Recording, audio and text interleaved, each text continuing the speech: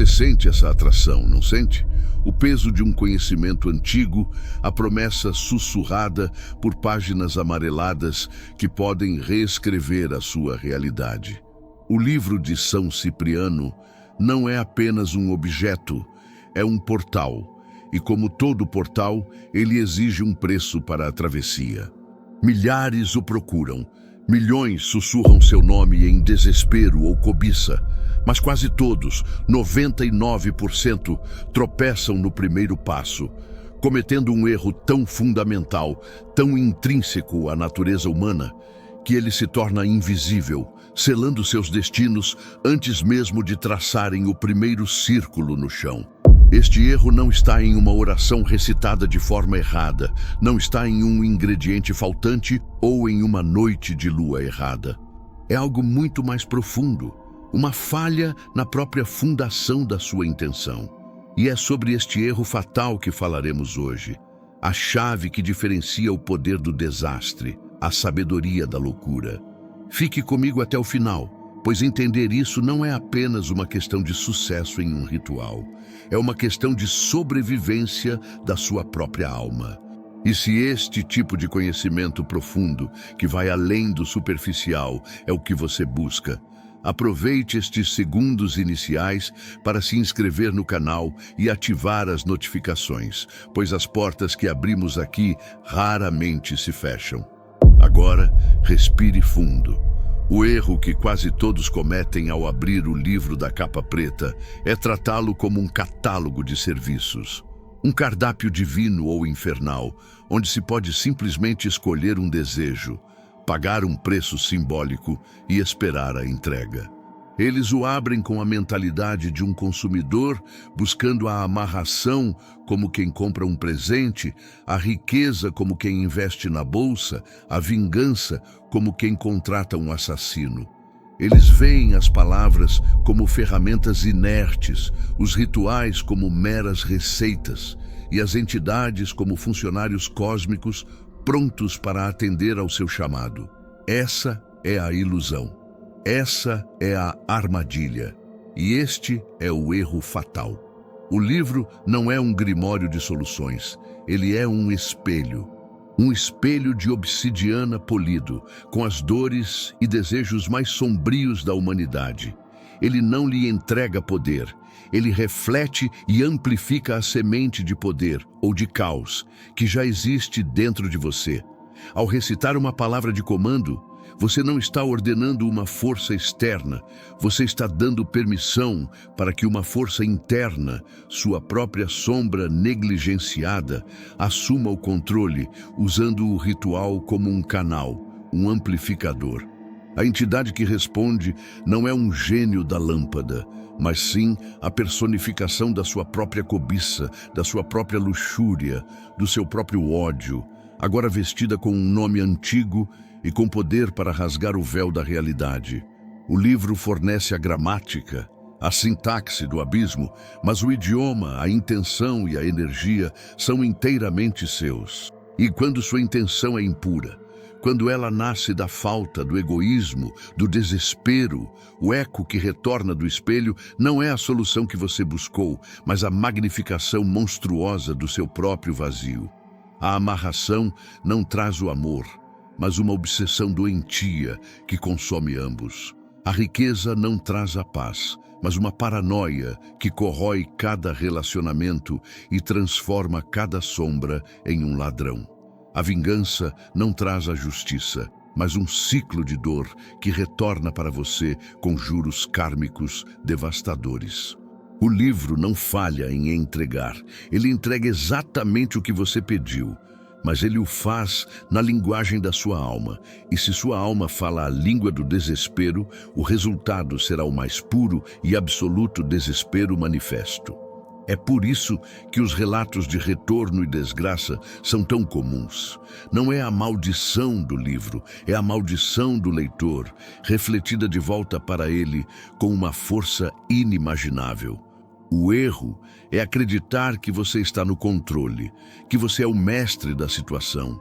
Desde o momento em que você abre o livro com o coração contaminado pelo desejo egoísta, você deixa de ser o conjurador para se tornar o primeiro ingrediente do próprio feitiço.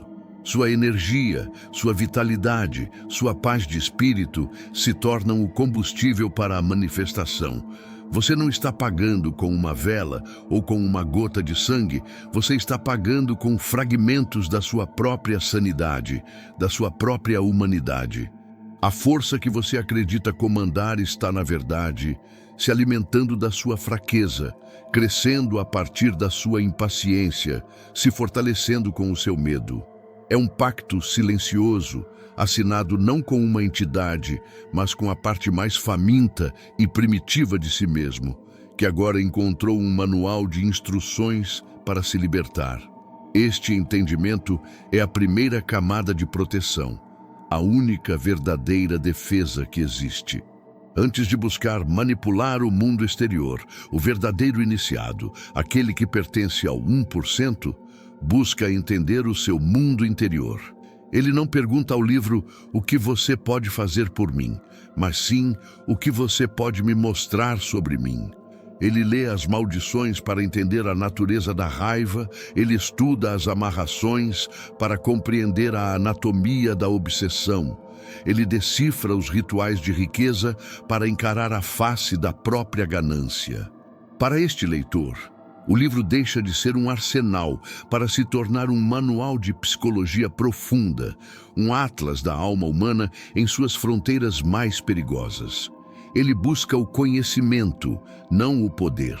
E, ironicamente, é através dessa busca desinteressada pelo conhecimento que o verdadeiro poder, o controle sobre si mesmo, é alcançado. O erro, portanto, é a pressa, a cobiça, a ignorância de si mesmo. É chegar diante de um oceano de poder primordial com um copo furado, tentando saciar uma sede que não é de água, mas de autoconhecimento. E o oceano, indiferente e implacável, simplesmente o afoga. Pense nisso. Qual foi a primeira emoção que o levou a procurar por este conhecimento? Foi amor ou foi medo da solidão? Foi desejo de justiça ou foi sede de vingança? Foi necessidade de prosperidade ou foi inveja do sucesso alheio? Seja honesto, pois o livro será. Ele lerá a sua resposta não nas palavras que você diz, mas na vibração do seu sangue, no ritmo do seu coração, e construirá a sua realidade a partir dessa verdade nua e crua. O erro fatal é mentir para si mesmo diante do espelho mais honesto que existe. Pausa longa e significativa. A jornada para dentro do livro começa, para os 99%, com uma fantasia de poder. Eles se imaginam como mestres do oculto, dobrando a realidade à sua vontade, sussurrando palavras em latim macarrônico e vendo seus inimigos caírem e seus amantes rastejarem. É uma imagem sedutora, alimentada por séculos de folclore e por um ego desesperado por validação e controle. Eles folheiam as páginas com olhos famintos, procurando o ritual mais rápido, a solução mais imediata. Ignoram os avisos, as preces de proteção, os longos trechos filosóficos sobre a natureza dos anjos e demônios, considerando os meros floreios, embalagens desnecessárias para o produto que desejam consumir. O foco deles é singular, o resultado.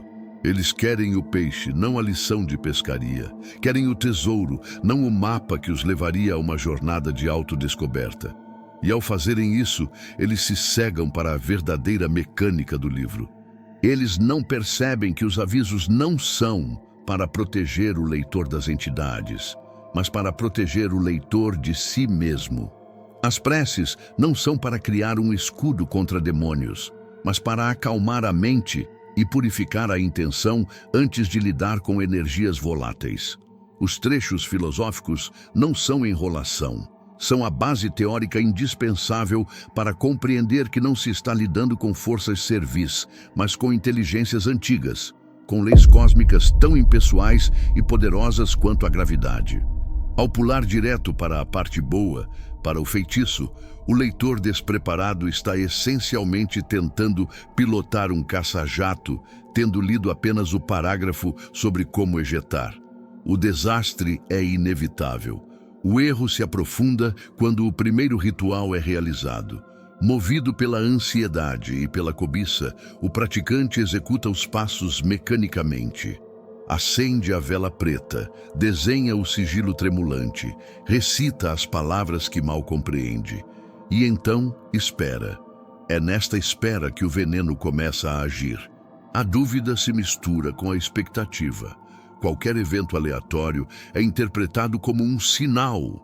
Um vento que bate a janela, um cachorro que late na rua, um número que se repete no relógio.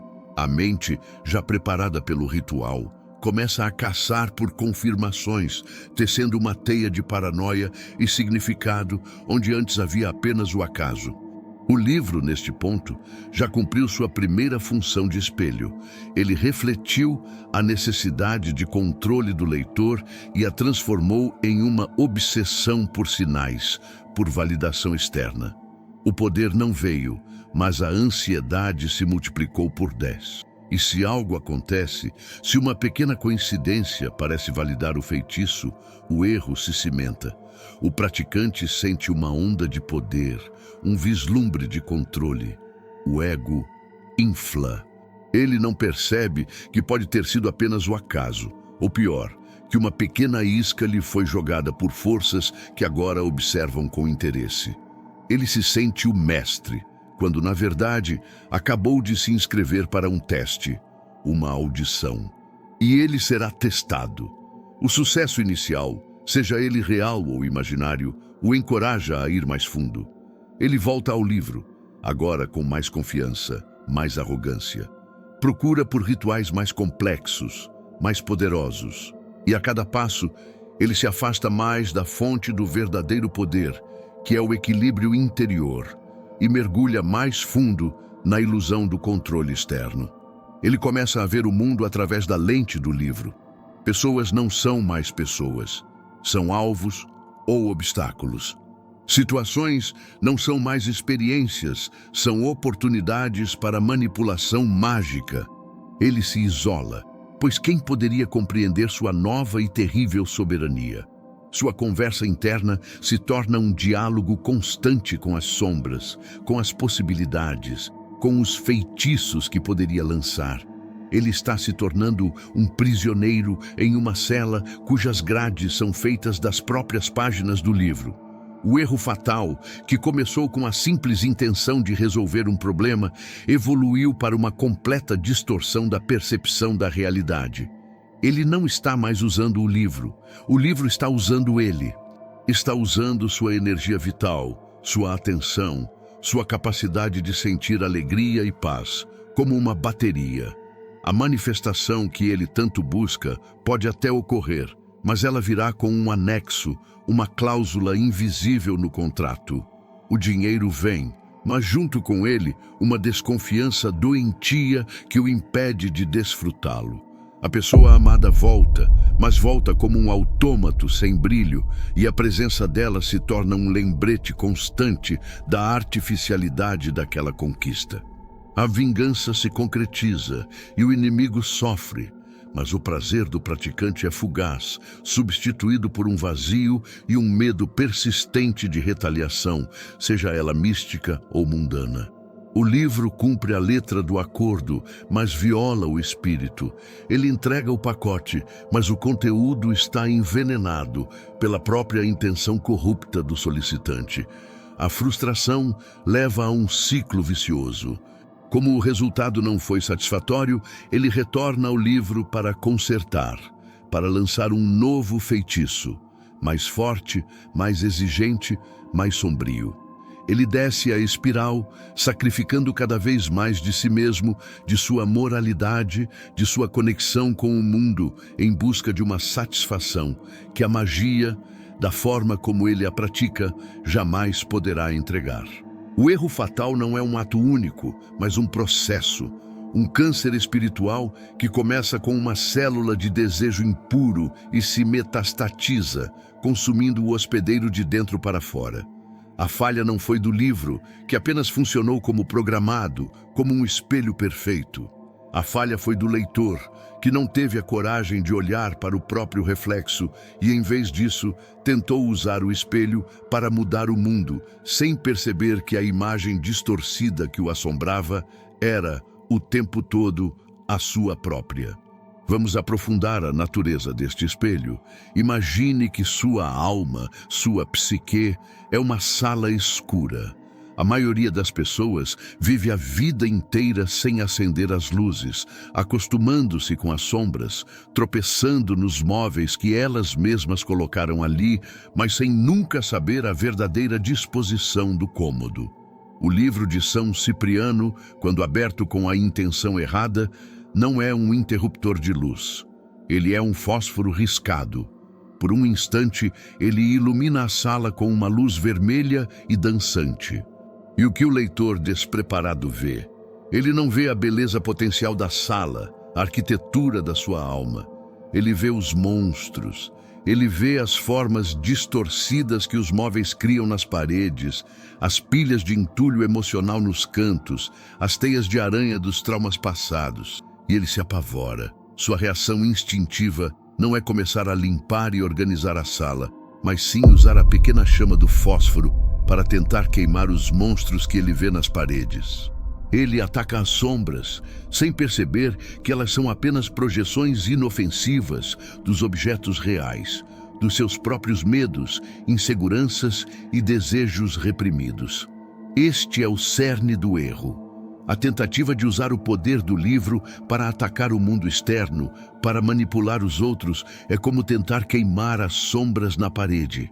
É um esforço fútil que apenas espalha o fogo pela sala, consumindo o oxigênio e, eventualmente, incendiando a própria casa. O verdadeiro praticante, o 1%, ao riscar o fósforo, entende que a luz é temporária e serve para o diagnóstico, não para o ataque. Ele observa as sombras, mas não se assusta com elas.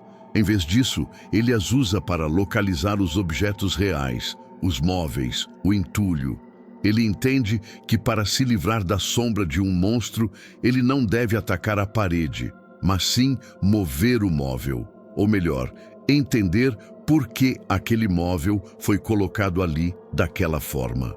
O livro se torna para ele uma ferramenta de introspecção radical. Cada ritual de banimento não é para expulsar um demônio externo, mas para confrontar e integrar um vício ou um padrão de pensamento negativo. Cada invocação não é para chamar um servo, mas para dialogar com um arquétipo, uma parte da sua própria mente que foi negligenciada. O demônio da cobiça não é uma entidade com chifres e rabo, mas a personificação daquela parte sua que sente um vazio que acredita que pode ser preenchido com bens materiais. Ao invocá-lo, o verdadeiro praticante não pede dinheiro. Ele pergunta: por que você está aqui? Qual é o vazio que você está tentando preencher? É uma forma perigosa de terapia, sem dúvida, um mergulho psicanalítico nas águas mais profundas e infestadas de tubarões do subconsciente, mas é a única forma que leva ao verdadeiro domínio. O erro dos 99% é a literalidade. Eles leem olho de sapo e procuram um sapo. O 1% entende que olho de sapo pode ser uma metáfora para a percepção, para a capacidade de ver no escuro, ou o nome de uma erva, ou um código para um estado de consciência. Eles não seguem a receita, eles buscam compreender os princípios da culinária. Eles entendem que o livro não é um manual de instruções, mas um livro de cifras, um código que precisa ser decifrado. E a chave para decifrar este código não está em nenhum outro grimório, mas dentro do próprio leitor. Sua intuição, sua capacidade de meditação, seu autoconhecimento são as ferramentas de criptografia. Sem elas, o leitor está apenas lendo palavras mortas e perigosas. como uma criança que encontra uma arma carregada e acredita que é um brinquedo. A consequência dessa literalidade é a externalização da responsabilidade. Quando o ritual dá errado, o leitor despreparado culpa a entidade, culpa o livro, culpa um inimigo que fez um contrafeitiço. Ele nunca culpa a si mesmo, sua falta de preparo, sua intenção turva. E ao fazer isso, ele se coloca em uma posição de vítima perpétua, sempre à mercê de forças externas que ele não pode controlar. O verdadeiro praticante entende que não existe falha externa. Se o ritual deu errado, é porque a equação interna estava incorreta. A intenção não estava pura, a concentração não estava focada, a energia não foi projetada corretamente. O erro é uma oportunidade de aprendizado, um feedback do universo. Ele não culpa, ele analisa, ajusta e tenta novamente, não o ritual, mas o seu estado interior. O erro fatal, portanto, é a abdicação do poder pessoal em favor de uma ilusão de poder externo. É entregar a chave da sua própria alma a forças que você não compreende em troca de bugigangas mundanas. É como o herdeiro de um reino vasto e fértil, sua própria mente e espírito, que troca sua herança por um punhado de moedas brilhantes de um estranho na encruzilhada. Ele se sente rico por um momento, mas logo as moedas acabam e ele percebe que não tem mais um lar para onde voltar. Ele se torna um exilado dentro de si mesmo, assombrado pelos fantasmas de seu potencial desperdiçado. O livro na estante parece sorrir, pois cumpriu seu propósito. Ele não foi feito para servir, mas para ensinar. E para aqueles que se recusam a aprender a lição, a aula é sempre a mesma, a dor. O livro reflete a lei do universo. Tudo o que você projeta, retorna. Se você projeta manipulação, será manipulado. Se você projeta ódio, será odiado. Se você projeta caos para resolver seus problemas, sua vida se tornará o mais puro caos. O espelho não julga, não perdoa, não negocia. Ele apenas reflete com uma precisão implacável e assustadora. E o erro fatal é cuspir no espelho e esperar que o reflexo do outro lado não faça o mesmo. Quando o erro já foi cometido e a espiral descendente começou, as consequências se manifestam em estágios, como uma doença que progride. O primeiro estágio é sutil, quase imperceptível, e ataca a mente. Chamemos de eco psíquico. Após realizar um ritual com a intenção errada, o praticante começa a notar que seus pensamentos sobre o assunto se tornam obsessivos.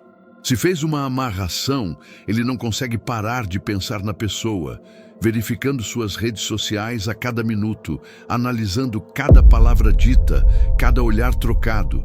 O desejo, que antes era uma brasa, foi transformado pelo ritual em um incêndio florestal mental.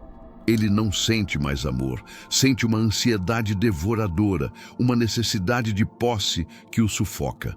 O livro, como espelho, amplificou seu desejo e o refletiu de volta como uma obsessão patológica. O próprio mecanismo do feitiço exige que ele alimente o alvo com sua energia mental, mas ele não percebe que nesse processo está se esgotando, se tornando uma casca vazia cuja única função é desejar. Se o ritual foi por riqueza, a obsessão se manifesta como paranoia. Cada gasto é uma agonia, cada investimento uma fonte de pânico. Ele sonha com números, acorda pensando em dívidas, vê concorrentes em cada amigo e traidores em cada sócio. O dinheiro que chega não traz alívio, apenas aumenta o medo de perdê-lo. O eco psíquico o transformou em um escravo da própria ambição. Sua mente não é mais um lugar de paz, mas um campo de batalha constante onde a ganância e o medo lutam até a exaustão. Este primeiro estágio é o aviso, é o universo ou a sua própria consciência superior dando um sinal claro de que o caminho escolhido é tóxico. Mas o praticante, cego pelo ego e pela ilusão de que está no controle, interpreta esses sintomas de forma errada. Ele acredita que a obsessão é um sinal de que o feitiço está pegando, que a paranoia é apenas cuidado com sua nova fortuna. Ele redobra a aposta, mergulhando ainda mais fundo no livro para encontrar rituais que possam acelerar o processo ou acalmar sua ansiedade, sem perceber que está tentando apagar o fogo com gasolina. O segundo estágio começa quando o eco psíquico começa a vazar para a realidade, alterando as sincronicidades ao redor do praticante. Ele começa a atrair o que vibra. Se sua mente está cheia de obsessão e posse, ele começa a encontrar pessoas e situações que refletem isso. Amigos se tornam possessivos. Parceiros de negócios tentam enganá-lo. O mundo ao seu redor parece se tornar um espelho de seu caos interior. A pessoa amarrada pode até se aproximar, mas o fará de uma forma doentia, ciumenta, controladora, exatamente a energia que o praticante projetou. Ele recebe o que pediu, mas na sua forma mais sombria e distorcida. A riqueza pode aumentar, mas virá de fontes duvidosas, atraindo pessoas perigosas e situações de alto risco. As pequenas sortes do dia a dia desaparecem, substituídas por uma corrente de pequenos azares, de aborrecimentos constantes. O pneu que fura, o computador que quebra, a discussão que surge do nada. São as primeiras rachaduras na estrutura da sua realidade. O universo está respondendo à desarmonia que ele criou. Ele está desafinando a orquestra da sua vida. Novamente, a interpretação errada do praticante o condena. Ele não vê isso como consequência de seus atos, mas como ataques externos. Ele acredita que forças negativas ou inimigos ocultos estão tentando sabotá-lo. Sua resposta? Mais rituais. Rituais de proteção, de quebra de feitiços, de vingança contra esses inimigos imaginários. Ele está agora em guerra com o seu próprio reflexo, travando uma batalha perdida em um salão de espelhos, esgotando suas energias, lutando contra si mesmo. O terceiro estágio é a manifestação física. O corpo e o ambiente começam a padecer. A energia vital, usada como combustível para os rituais, começa a se esgotar. O resultado é um cansaço crônico que nenhum descanso parece curar.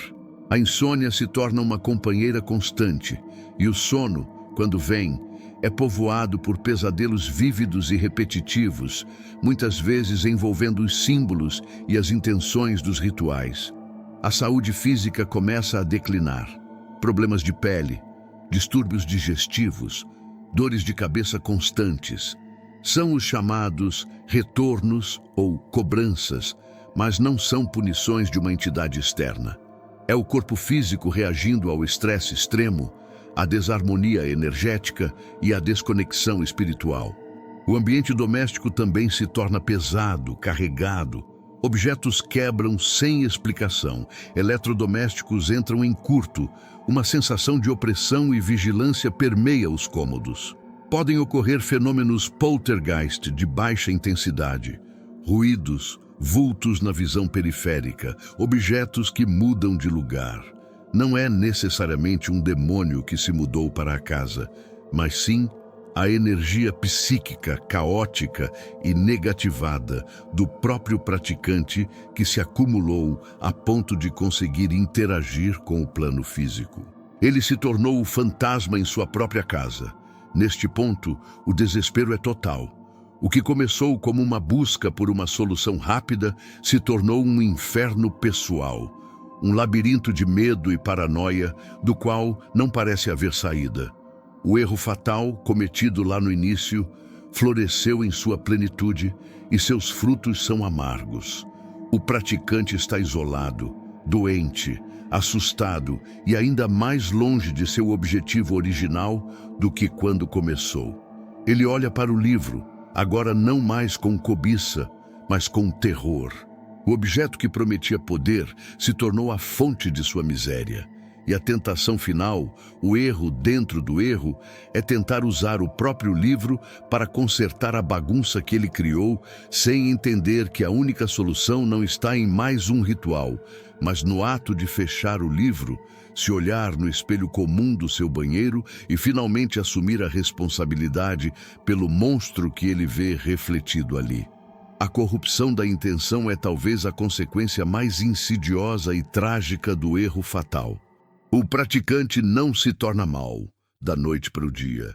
É um processo gradual, uma erosão lenta da sua bússola moral, justificada a cada passo em nome de um bem maior ou de uma necessidade premente. A primeira vez que ele faz um feitiço de amarração, ele se convence de que é por amor, que ele sabe o que é melhor para a outra pessoa, que eles seriam felizes juntos se ao menos ela percebesse. Ele ignora a violência inerente ao ato de violar o livre-arbítrio de alguém, vestindo a obsessão com a fantasia do romance. O livro, como espelho, não julga. Ele apenas reflete e amplifica essa auto-justificativa. Ele fornece a ferramenta para a transgressão, e o praticante, ao usá-la, fortalece a parte de si mesmo que acredita que os fins justificam os meios. O sucesso, mesmo que parcial ou ilusório, reforça essa crença. Ele conseguiu o que queria. A moralidade, a ética, o respeito pelo outro, tudo isso se torna secundário diante da eficácia do poder. A próxima vez que um obstáculo surge em sua vida, a solução mágica se apresenta como a primeira opção, não a última. Um problema com o chefe no trabalho?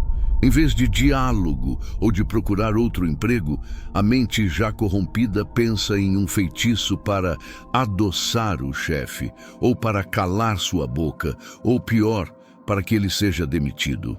Cada problema se torna um prego, e o livro é o único martelo que ele conhece. O que antes era uma medida desesperada se torna o procedimento padrão. O mundo se divide em duas categorias: coisas que ele pode controlar com magia e coisas que ele ainda não descobriu como controlar. A empatia se atrofia. Ele para de se colocar no lugar dos outros, pois os outros se tornaram meros peões em seu tabuleiro pessoal. Seus sentimentos, seus desejos, suas vidas, tudo isso perde a importância. O que importa é o seu desejo, o seu plano.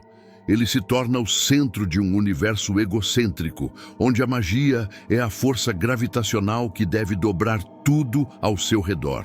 Este é um caminho de solidão profunda. Amigos e familiares sentem a mudança. Sentem a frieza, o cálculo, a energia manipuladora. Eles podem não saber a causa, mas sentem o efeito. Eles se afastam. E o praticante interpreta esse afastamento não como uma consequência de seu próprio comportamento, mas como inveja ou como prova de que ninguém o compreende. Essa solidão o empurra ainda mais para dentro do livro, sua única companhia, o único amigo que lhe dá o que ele quer. O livro se torna seu confidente, seu conselheiro, seu Deus. A corrupção se aprofunda quando ele começa a sentir prazer na manipulação, no poder. A vingança deixa de ser sobre justiça e passa a ser sobre a sensação de superioridade ao ver um inimigo sofrer. A amarração deixa de ser sobre amor e passa a ser sobre o deleite de ver alguém submisso à sua vontade. O poder deixa de ser um meio para um fim e se torna o próprio fim. Ele se vicia na sensação, como um drogado. E como todo viciado, ele precisa de doses cada vez maiores para sentir o mesmo efeito. Rituais que antes pareciam extremos se tornam banais. Ele busca por mais, por capítulos mais sombrios, por entidades mais pesadas, por sacrifícios maiores. O que começou com uma vela e uma oração pode terminar com atos de crueldade e depravação que sua antiga personalidade jamais consideraria possíveis. Ele não percebe que está sendo transformado. A cada ritual, ele reescreve seu próprio código de programação espiritual. A cada ato de manipulação, ele mata uma parte de sua humanidade. O espelho do livro não está mais apenas refletindo, está fundindo o reflexo com o original. A máscara que ele usou para justificar seus atos se torna seu verdadeiro rosto. Ele se torna a personificação daquela intenção original e falha. Um ser movido puramente por cobiça, controle e medo. E o mais trágico é que, no fundo de sua consciência, ele sabe. Há uma pequena voz, um último vestígio de seu antigo eu, que grita em silêncio, que o alerta do abismo. Mas a voz da sombra, agora amplificada e fortalecida por inúmeros rituais, é muito mais alta. Ela sussurra promessas de mais poder, de controle absoluto, de divindade. E ele escolhe ouvir a sombra, pois admitir o erro significaria desmontar toda a realidade que ele construiu. Significaria encarar o monstro que ele se tornou. E essa é uma visão que seu ego, agora gigantesco e frágil, não pode suportar. O erro fatal, portanto, não apenas atrai consequências externas, ele provoca uma metástase interna que corrompe a própria essência do ser. Ele não te amaldiçoa com azar, ele te transforma na própria fonte do azar. Ele não te entrega a um demônio, ele te ajuda a se tornar um. E essa é a verdadeira e mais terrível armadilha do livro de São Cipriano. A promessa de poder sobre o mundo, que na verdade é um contrato para a perda de poder sobre si mesmo. O praticante, no final, consegue o que queria. Ele consegue dobrar a realidade. Mas ao olhar para o seu reino, ele vê que está sozinho, governando sobre as cinzas de sua própria alma, um rei em um trono de miséria, com o livro em seu colo, seu único e último súdito. E o espelho, finalmente, reflete uma imagem perfeitamente imóvel, a de um vazio absoluto. A escalada do caos, que começou na mente e vazou para a realidade sutil, inevitavelmente atinge seu ápice em manifestações brutas e inegáveis. Este é o estágio do retorno, da colheita, onde a energia acumulada e distorcida pelo praticante retorna ao seu ponto de origem com uma força devastadora. Não se trata de uma punição divina ou de um demônio vindo cobrar uma dívida. É uma lei da física espiritual tão certa quanto a da gravidade. Toda ação gera uma reação de igual intensidade e em sentido contrário. O erro fatal do praticante foi acreditar que poderia lançar energia de manipulação, obsessão e ódio ao universo e, de alguma forma, ser imune ao rebote. A forma como esse retorno se manifesta é multifacetada e muitas vezes poeticamente cruel, espelhando a natureza do feitiço original. Se o praticante realizou rituais de amarração para prender alguém, ele se verá preso. Pode ser em um emprego que odeia, mas do qual não consegue sair. Pode ser em uma situação financeira de dívidas que o aprisiona. Ou na manifestação mais literal, a pessoa amarrada, que retornou como uma casca controladora, agora o aprisiona em um relacionamento abusivo do qual ele tem medo de escapar. Ele desejou controle e recebeu a mais perfeita forma de prisão. Ele queria ser o carcereiro e se tornou o prisioneiro na cela ao lado.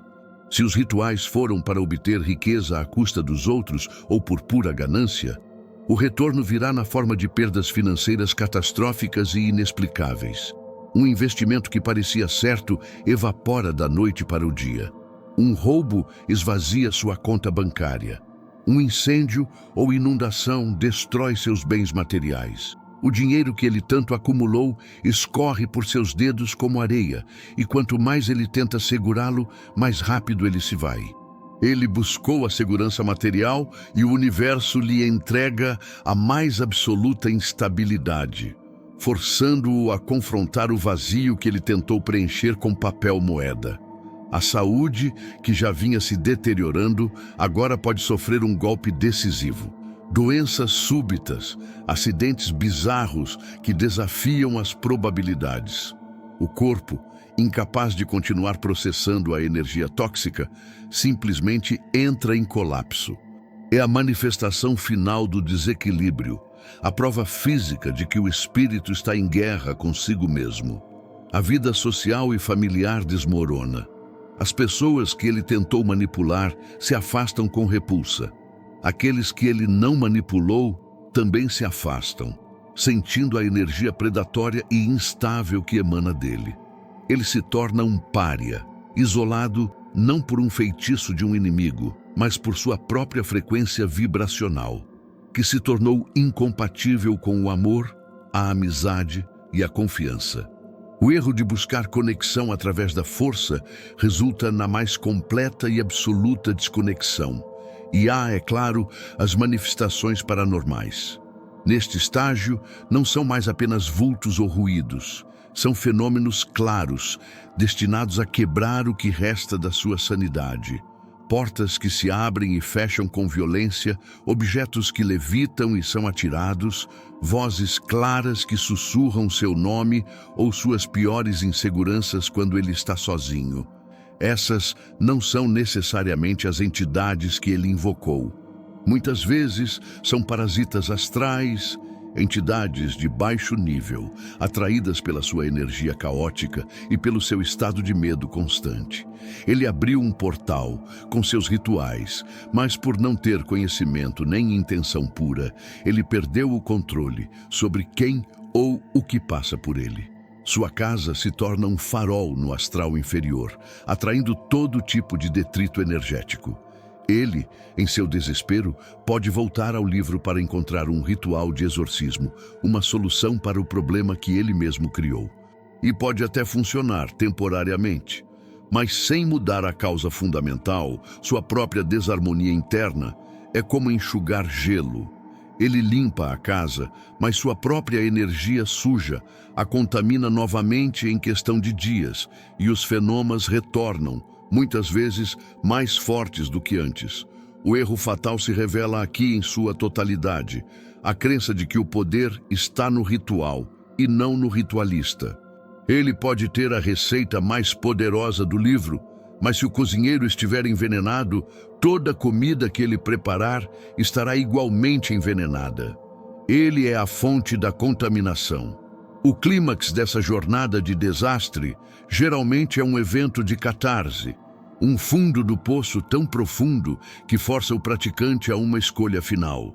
Ou ele é consumido completamente pela escuridão que criou, caindo na loucura, na morte, ou em uma vida de miséria perpétua, ou ele se rende. E a rendição aqui não é para as forças das trevas, mas para a verdade de que ele foi o único arquiteto de sua própria ruína. A verdade de que o livro foi apenas a ferramenta, o martelo, mas a mão que o segurou, a intenção que o guiou, foi a sua. A verdade de que não há feitiço no mundo que possa consertar um espírito quebrado, exceto o doloroso e árduo ritual do autoconhecimento, do arrependimento e da reforma íntima. Para a esmagadora maioria dos 99%, essa revelação chega tarde demais.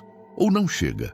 Eles se tornam mais uma história de advertência, mais um relato anônimo na internet sobre como o livro de São Cipriano destruiu uma vida. Mas para aquele 1% e para aqueles poucos que, mesmo depois de cometerem o erro fatal, encontram a força para despertar, este fundo do poço não é o fim, mas o verdadeiro começo. É o ponto zero, a partir do qual a reconstrução pode finalmente ter início. Então, como evitar o erro?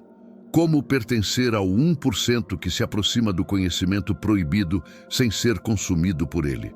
A resposta é tão simples em seu conceito quanto é difícil em sua prática. A pureza da intenção. Mas pureza aqui não significa santidade ou ausência de falhas. Significa honestidade radical e uma busca incessante por conhecimento em vez de poder. O praticante que pertence a este seleto grupo não abre o livro para resolver um problema imediato. Ele o abre porque busca compreender as leis ocultas do universo, a natureza da dualidade, a anatomia da própria alma. Seu objetivo principal não é mudar o mundo, mas entender a si mesmo. Ele é o cientista, o filósofo, o psicólogo do oculto, não o pistoleiro mágico.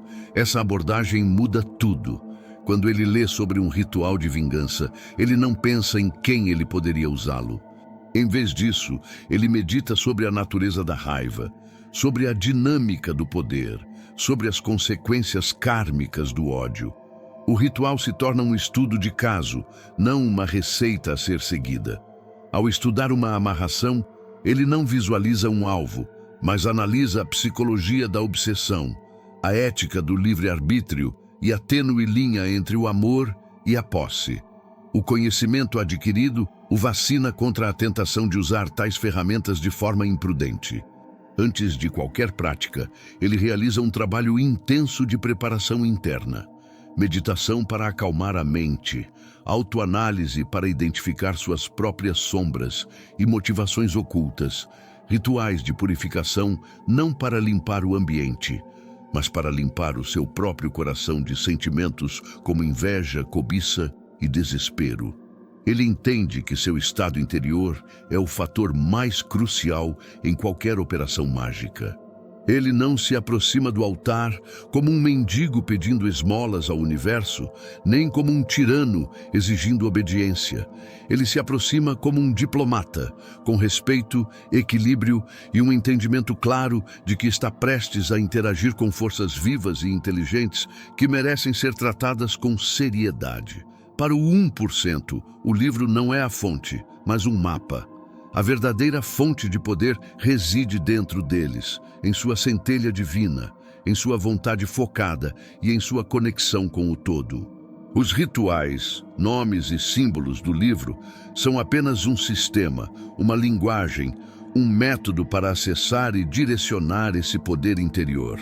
Eles poderiam, em teoria, usar qualquer sistema ou criar o seu próprio. Eles escolhem estudar grimórios, como o de Cipriano, para aprender com a experiência e os erros de praticantes passados, para não terem que reinventar a roda.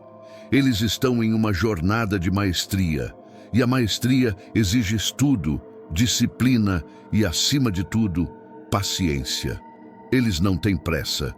Entendem que o verdadeiro poder é construído lentamente, camada por camada, através da transformação pessoal.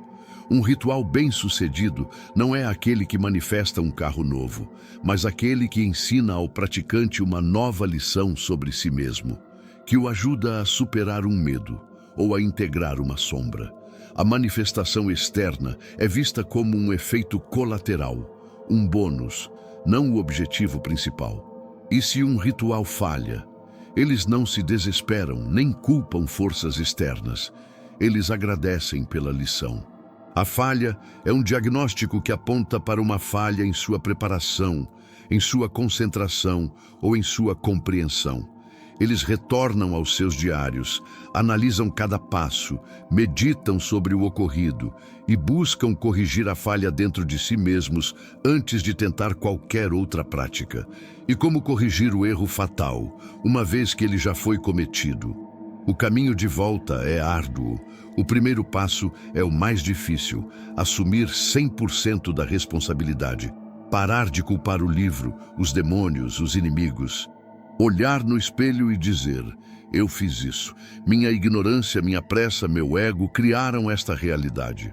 O segundo passo é o desapego. É preciso desfazer os laços energéticos criados. Isso significa renunciar ao desejo que deu origem a tudo.